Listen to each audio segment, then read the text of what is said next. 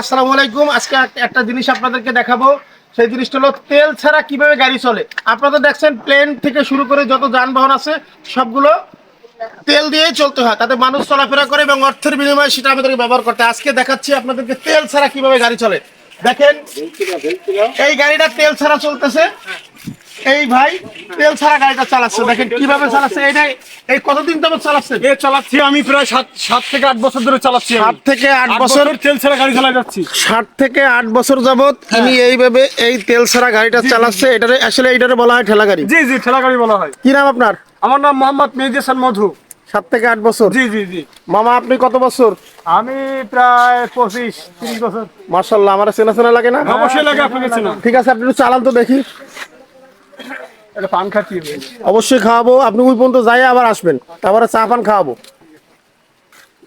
এই দেখেন এইভাবেই আসলে এই গাড়িটা চালানো হয়। মাশাআল্লাহ দর্শক, এইভাবে মনে হয় ওটা অনেক দূর যেতে পারবে। তো ঠিক আছে, আসেন একটু চা পান খাওয়াই আপনাদের।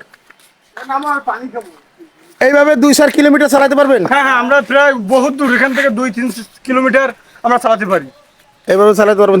এক ঘন্টায় কয় কিলোমিটার যেতে পারবেন? 1 ঘন্টা আপনার যেতে পারবো প্রায় 5 কিলোর মতো। যাই হোক দর্শক, এরা ঠেলা গাড়ি চালায়। দেখেন এনাদের কষ্ট তো অবশ্যই আছে, কিন্তু পায়ে কিভাবে গাড়ি চালায় সেই জিনিসটাই আজকে আপনাদেরকে আমি দেখালাম। ভালো থাকবেন। আচ্ছা, একটু চা তো খাওয়ানো যাবে না, যেহেতু কারেন্ট নেই, আপনারা পান খান। আচ্ছা ঠিক আছে, ভালো থাকেন তাহলে দর্শক, আল্লাহ হাফেজ। পান দিয়ে যাবো।